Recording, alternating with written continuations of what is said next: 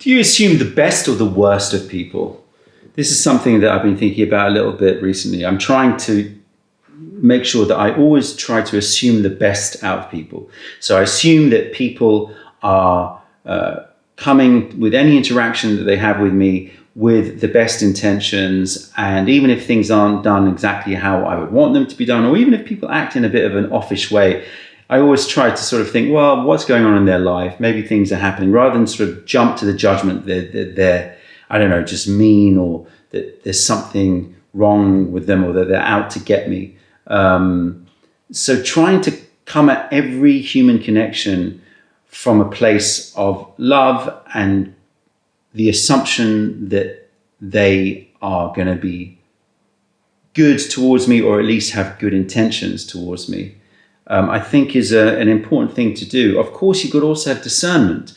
Of course, you've also got to prepare yourself that they're not coming at the interaction from that angle, that they are out to get you, that they may be trying to take advantage of you, or they may be trying to get one up over on you. So it's this difficult balance, right? It's this difficult thing of like, you want to assume the best, but you've also got to prepare yourself for the fact that they might not be, and guard yourself. But you don't want to be too guarded where you are not giving people the benefit of the doubt. And also, I think when you give people the benefit of the doubt, or when you make the assumption where the default position is that they are, good people, it sort of encourages them to meet that expectation more. If you speak to people and you're immediately like, oh, you're going to be an arsehole to me, or whatever, or you act offish, then it doesn't engender a sense of like connection, and it also doesn't encourage that person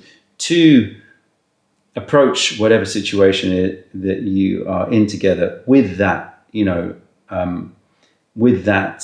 good intention. If you expect it from somebody, or you sort of present the idea that you think that they are going to be good, then I think that in many ways they're more likely to be good. In fact, that's a very common manipulation tool. I remember a friend of the family, like a good friend of the family, the father always praised his children, like, oh, but you're so good and you're so great, etc., etc. And like, it was, in some ways it was really nice, because he was always being so he seemed to have so much confidence in his kids, like, you're gonna be, like, super intelligent, you're so smart, and you're all this stuff, and just sort of like raising them up on a pedestal. But I kind of realized that he was just using it as a tool to put pressure on them to achieve those aims, because they didn't want to disappoint his expectations. So it can be used as a sort of tool for manipulation, to sort of blatantly vocalize that you're assuming the best of someone in order for them to try to meet it. But I think, if you take away that sort of nefarious, manipulative point of view, I think it is a good practice. Like, if you expect the best from people, they're more likely to try to strive for that, and that's a good thing. But it kind of winds me up when there are people that just automatically assume the worst of people. And I've done it myself. I've definitely done it myself, especially when you're in a bad mood, right? You're in a bad mood, or things aren't going well, and you meet somebody and something happens, and it's sort of like on the fence. Are they being a bit whatever of an arsehole or not? And you go down the line of being defensive or being slightly aggressive, just, lashing out a little bit. And then realizing afterwards that you just don't feel that good about yourself, because you're like, why did I assume the worst? And as I said, usually it brings out the worst in people when you do that. Like, if you do that, then they're more likely to be like, well, screw you, I'm going to act in a certain way. But I've definitely done that. I remember when I first moved over to New York, many years ago, when I went to study in New York. And New York is a particular city where I remember at the induction of NYU, they said, in New York, you've got to walk like an exclamation mark, not a question mark. Otherwise, you're going to be taken advantage of. You've got to sort of, puff your chest out and be a little bit like ballsy and a bit in people's faces. Otherwise, you might just be the meek little lamb that gets, trodden all over. And it sort of instills this idea in you. You've got to be tough. You've got to be loud. You've got to be pushy. And it certainly is true. New York is a pretty, full-on place, or at least it was back in those days. I mean, we're talking about the 90s, right, where New York was a lot more dangerous than it is now. And, there was genuinely, it was some rough areas in New York.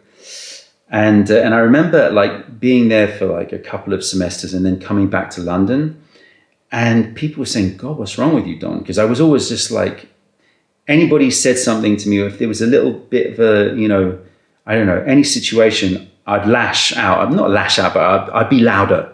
I'd be like, oh, screw you, or whatever. Like, I'd be a little bit more like in people's faces. And I didn't like it. I recognized that I became someone that I didn't really like. And so I had to sort of consciously dial that down. But it was very noticeable because my friends in London were like, what happened to you? And I was like, oh, shit. And yeah, it's definitely seeped into me.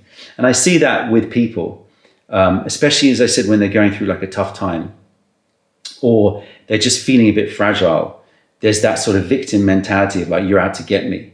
And it could be something as like mundane as just going to a restaurant, like, well, I want to sit in there. Why are you not putting me at that table? Or, are you going to trick me in some way, or feeling that everything that happens is somehow purposefully against you.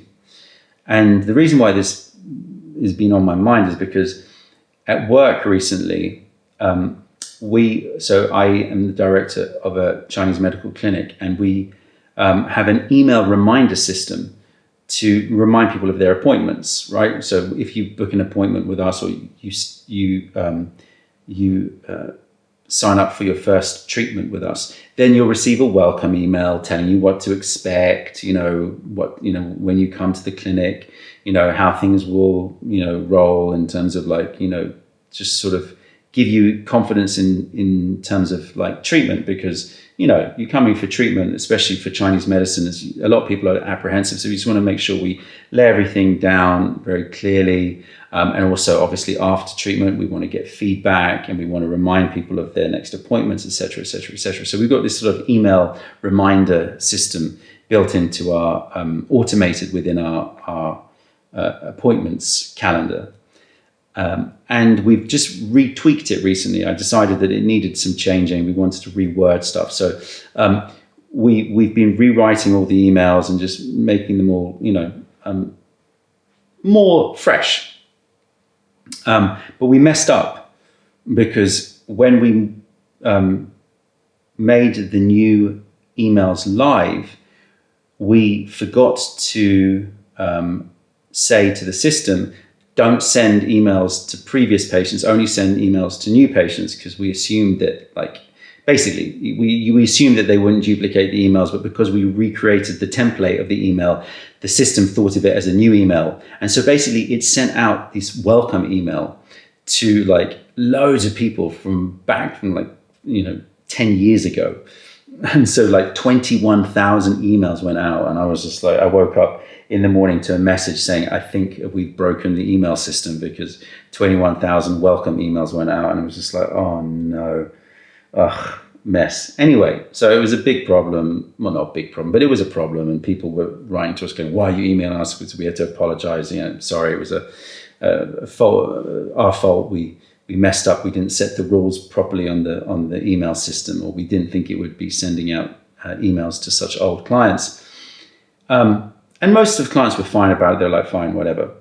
But then like we get like a 1-star review on Google from somebody saying, this clinic is trying to remarket to me after 10 years, disgraceful. How can they they're just trying to make me click on their website so that they would get website hits. It's so blatant what they're doing. And I'm like, so the assumption is that somehow we did this on purpose to try to trick people to click onto our website for some reason.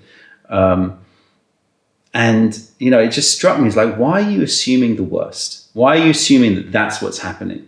Why can't you just look at it and go, well, it's weird. They sent me a welcome email, even though I haven't been there for 10 years. There must be a mistake in their, in the computer system. Instead, you jumped to straight away, they're out to get my click and I'm going to go onto Google and do a 1-star review, even though that's the only thing that's happened is one email got sent to you, but I'm deciding that you've done that intentionally, and I'm going to punish you for that by giving you a 1-star review on Google.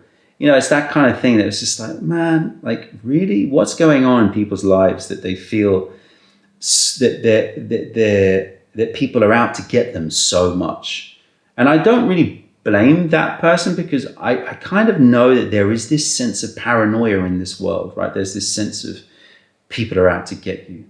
And, you know, some of it is well placed because, you know, there is a lot of nonsense out there. But just trying to remind yourself that, you know, people are human, we make mistakes. Not everything that you don't like means that somebody's out to get you.